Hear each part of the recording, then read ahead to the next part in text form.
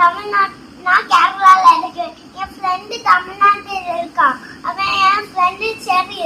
அவன் சரினுக்கு என் வயிறு வலிக்கிறதுனால என்ன செய்யணும் நீங்க சொல்றீங்களா?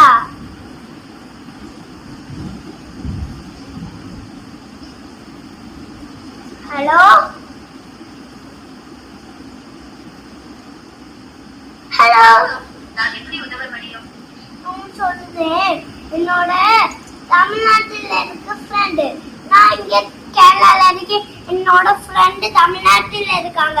அதனால ஒரு என் ஃப்ரெண்டு சரினா சரி, ஆனா சரின்னு மட்டும் என் வயிறு வலிக்கு. நீங்க எப்படி ஹெல்ப் செய்வீங்களா?